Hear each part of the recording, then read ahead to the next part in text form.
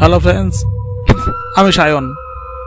শুরু করছি নতুন একটি কাল্পনিক গল্প, কালো বিড়াল। গ্রামটির নাম খন্দকাটা। খন্দকাটা কেন না, এই গ্রামটিতে একটা সময় ছিল, সে বহুকাল আগেকার কথা। একটা সময়ে এই গ্রামটা নাকি মাথা কাটা মানুষ ঘুরে বেড়াতো এবং রাত 12টির পরে এদের উৎপাত শুরু হতো। এরা নাকি সামনে যাকে পেত তাকেই মেরে ফেলতো, তার বুক চিরে তার রক্ত পান করত। এই ধরনের গল্প আছে আর কি, এগুলো শোনা কথা মাত্র। আমরা ছোট থেকে শুনে এসছি ঠাকুরদার মুখে যে এই গ্রামে এক সময় কিছু খন্দকাটা ভূত ঘুরে বেড়াতো, রাত 12টার পরে যাকেই পেত তাকেই মেরে ফেলতো। আমরা শুধু শুনেছি মাত্র, এগুলো শোনা কথা এবং গল্প কথা মনে হতো। কখনো কখনো মনে তো হতো যেগুলো মনে হয় ঠাকুরদা আমাদেরকে ভয় দেখাবার জন্যে এই ধরনের গল্পগুলো বলে বেড়ায়। যাক, সে যা হোক, এখন 2025, ঠাকুরদাও মারা গেছে, বাবারও বয়স হয়েছে, আমরা এখন অ্যাংলিয়ান। আমরা কি আর সব ভয় পাবো? সব আমরা ভয় পাই না। তবে শুধুমাত্র এই গল্পটুকু মনে আছে যে গ্রামে এক সময় খন্দকাটা ভূত ঘুরে বেড়াতো এবং মানুষকে মেরে ফেলতো। গ্রামটি খুবই সুন্দর। গ্রামের পাশ থেকে বয়ে গেছে ইছামতি নদী, আর চারিদিকে বেশ ঝাঁক বাগান। না, এখানকার লোক সবজি চাষও করে বটে, প্রচুর সবজি হয় গ্রামে। গ্রামের মানুষ সবজি চাষ করে শহরে বিক্রি করতেও যায়। শুধু তাই নয়, গ্রামে সকালবেলা রাখালরা গরু নিয়ে মাঠে যায় এবং মাঠ থেকে গরু চড়িয়ে আবার সন্ধ্যাবেলা ফিরে আসে। এই গ্রামটির পাশে যেহেতু ইছামতি নদী, তাই সন্ধ্যের সময় এই নদীর জলটি লালচে হয়ে ওঠে। সূর্য ডোবার কিছু আগে এই নদীর জলটি পুরো লালচে হয়ে ওঠে। মনে হয় জল তো নয়, যেন রক্তগঙ্গা বইছে এই জল থেকে। একটা বেশ সুন্দর এবং শিহরণ জায়গা পরিবেশ মনে হয়। আমাদের খুব ভালো লাগতো। এইভাবে বেশ দিনগুলো কেটেই যাচ্ছিল। হঠাৎ কিছুদিন পরে খবর এলো, ভবেন এসে বলল, দাদা শুনেছেন গল্পটা? কি ভাবেন? কি শুনবো? কি কি হয়েছে? কি না, আগের দিন ওই বিমল বাবুর গরুর গোয়ালে কটা গরুর চোখ তুলে কারা যেন খেয়ে নিয়েছে। বিমলবাবু তো বলছে কোনো ভূতের কাণ্ড। আসলে আমার মনে হয় কি জানেন? হ্যাঁ, তোর কি মনে হয় বল? আমার মনে হয় এগুলো ওই বন বিড়াল বা খটাস বা শিয়াল এদেরই কাণ্ড। এরা তো আর খেতে পেতে পায় না, রাতের বেলা গরুর গোয়ালে ঢুকে আর গরুর ওই চোখ টোক তুলে মনে হয় আড়ি করে খেয়েছে। তা হবে হয়তো, কিন্তু ভাই খবরটা তো খুব খারাপ। কারণ রাতের অন্ধকারে কে আসছে কে যাচ্ছে আমরা তো খুব দেখছি না।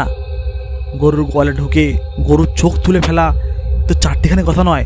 কেন, গরু একটা বড় প্রাণী, তার গায়ে প্রচুর শক্তি, আর তাকে হারিয়ে তার চোখ তুলে ফেলা এটা একটা বড় ব্যাপার। তোর কি মনে হয় বল? আমার তো বেশ মনে হচ্ছে এখানে কোনো অন্য ব্যাপার ঘটে আছে। না দাদা, সে কথাটাও ঠিক, কিন্তু গরুর গোয়ালে ঢুকে গরুর চোখ তুলে ফেলবে এটা তো কোনো মানুষের কাজ নয়। হয় খটাস বা বন বিড়াল বা কোনো নেকড়ে বাঘের হতে পারে, কিন্তু বাঘ তো এখানে আসবে কোথা থেকে? সুন্দরবন জঙ্গল তো অনেকটা দূরে। ঠিক আছে দাদা, আমি আসছি। সন্ধে হয়ে এলো আর রাতের হয়ে আসছে, আমাদের বাড়িতে গরু ছাগল আছে। যাই গিয়ে একটু ডিউটি দিই, কে কোত্থেকে আসছে না আসছে। এই বলে ও চলে গেল।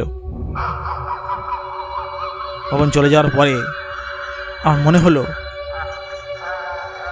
যে গরু একটা খুব শান্ত প্রাণী এবং খুব বড়, কিন্তু গরুর চোখ তুলে উপড়ে ফেলে দেওয়া। যাই তো গিয়ে দেখে আসি তো। গিয়ে দেখলাম যে বিমল বাড়ি গরুটার মারা গেছে। গরুর চোখ দুটো কি বিভৎসভাবে তুলে ফেলা হয়েছে, কি ভয়ঙ্কর ভাবে উপড়ে ফেলা হয়েছে।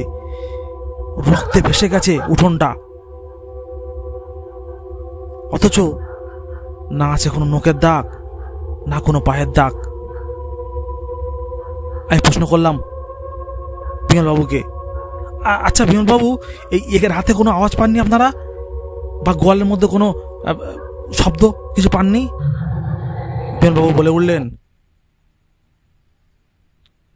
হ্যাঁ, তা পেয়েছিলাম ভাই, একটা আওয়াজ তো পেয়েছিলাম।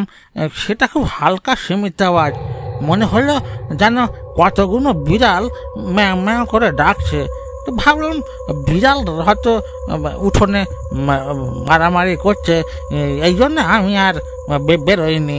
সকালে উঠে দেখি গরুটা চোখ দুটো উবড়ে পড়ে আছে, রক্তে ভেসে গেছে গোয়ালটি, আর গরুটা শেষ নিঃশ্বাস ত্যাগ করছে। ধুক ধুক করছিল তখনও, কিন্তু এই একটু কিছুক্ষণ আগে গরুটা মারা গেল। এই বলে বিমলবাবু কাঁদতে শুরু করলো ডুগরি পেটে। সে খুব ভয়ঙ্কর একটা কান্না, মনে হলো যেন বিমলবাবু অন্তর থেকে কান্নাকাটি করছে। আমি কি আর করব, গ্রামের বেশ কিছু ছেলেকে ডাকলাম যে তোরা সবাই আয়, একটা আলোচনা করি। এই গরুটাকে কে মারলো, কিভাবে মারলো, আর কেন মারলো, অনেক কটা প্রশ্ন মাথার মধ্যে ঘুরে বেড়াচ্ছিল। সবাই এলো আমার কাছে, লালু, ভুলু, জগন্নাথ, সন্তু, ভবেশ, এরা সবাই এলো। এসে বলল, দাদা কি জন্য ডেকেছ আর কি করা হবে?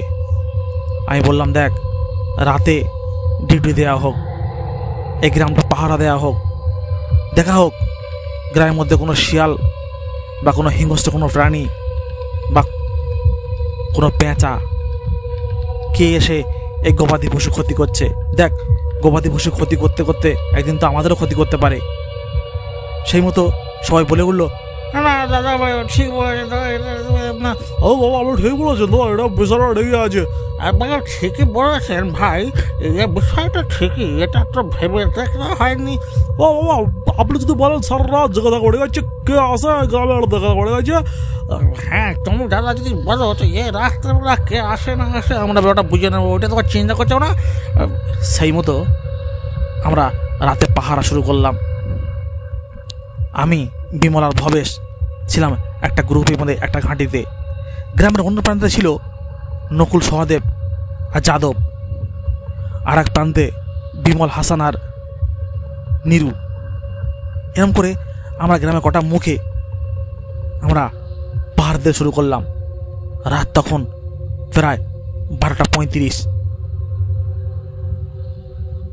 হঠাৎ দেখি পাশ থেকে 4-5টা কালো বিড়াল খেয়ে গেল।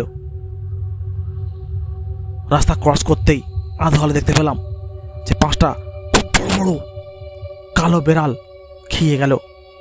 খেয়ে ওরা গ্রামে ঢুকে গেল। আমি সঙ্গে সঙ্গে আমাদের বন্ধু জিজ্ঞেস করলাম, এই দেখ 5-6টা কালো বিড়াল, কিন্তু আমাদের গ্রামে তো কোনো কালো বিড়াল নেই, এই বিড়ালগুলো কোত্থেকে এলো আর কি বেঁধে উদ্দেশ্য? আমাকে সঙ্গে সঙ্গে শ্যামল বলে উঠল,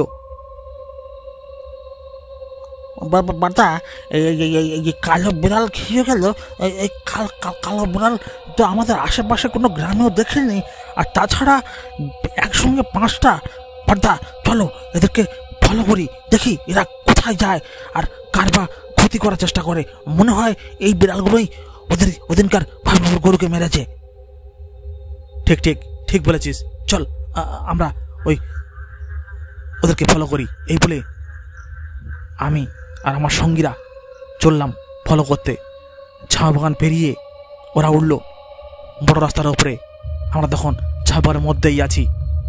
দূর থেকে লক্ষ্য করছি বিড়ালগুলো যায় কোথায়। হঠাৎ দেখলাম বিড়ালগুলো একটা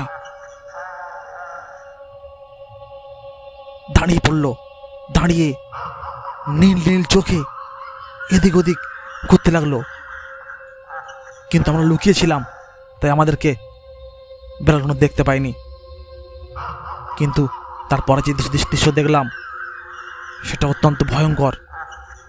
5 থেকে 6টা বিড়াল ধীরে ধীরে একটা মানুষের আকৃতি ধারণ করলো, যে মানুষগুলোর কোনো মাথা নেই, বিশালকায় দেহ, গা থেকে যেন রক্ত আর তেল ঝরে পড়ছে। হাতের নখগুলো আস্তে আস্তে বড় তো শুরু করলো, পাগুলো বড় বড় হয়ে গেল। ওরা এগিয়ে চললো নির্মল হালদারের বাড়ির দিকে। আমরা ও পিছন ফলো করলাম, দেখি যায় কোথায়। পাছে তো নীলকণ্ঠ বাবু অজ্ঞান হয়ে পড়ল। ওকে বললাম, তুমি এখানেই শুয়ে থাকো, আমরা আসছি। আমরা জনা 5 এগিয়ে গেলাম, দেখলাম নীলবাবুর বাড়িতে ঢুকলো বিড়াল দুটো। ঢুকে মুরগি ঘর থেকে গোটা গোটা মুরগি বের করলো এবং গলাটা ছিঁড়ে রক্ত পান করতে শুরু করলো। রক্ত বেরিয়ে যাচ্ছে, রক্তে চান করছে ওরা। চান করে খাওয়া দাওয়া শেষ করে ওরা আবার ধীরে ধীরে মানুষের শরীর ত্যাগ করে কালো বিড়াল রূপ ধারণ করলো। করে এদিক ওদিক তাকিয়ে খুব গতিতে গ্রাম ছাড়া হলো। আমরা বুঝতে পারলাম যে খন্দকাটা গ্রাম কেন নাম হয়েছিল। এই গ্রামেতে যে খন্দকাটা ভূত থাকতো তারা আবার নতুন করে এই রূপ ধারণ করেছে এবং নতুন করে গ্রামে হামলা করেছে। সেখান থেকে আমরা বেশ কিছু ওঝাগুনি ডেকে ও গ্রাম ডেকে মন্ত্র দ্বারা বন্ধ করলাম, করে গ্রামে শান্তি ফিরিয়ে আনলাম। হ্যালো ফ্রেন্ডস, আমি সায়ন। এতক্ষণ যে গল্পটি শুনলেন কালা বিড়াল, এই গল্পটি সম্পূর্ণ কাল্পনিক, এর সঙ্গে বাস্তবে কোনো মিল নেই। যে গল্পটি ভালো লেগে থাকে তো শেয়ার করবেন, কমেন্ট করবেন, লাইক করবেন। ধন্যবাদ।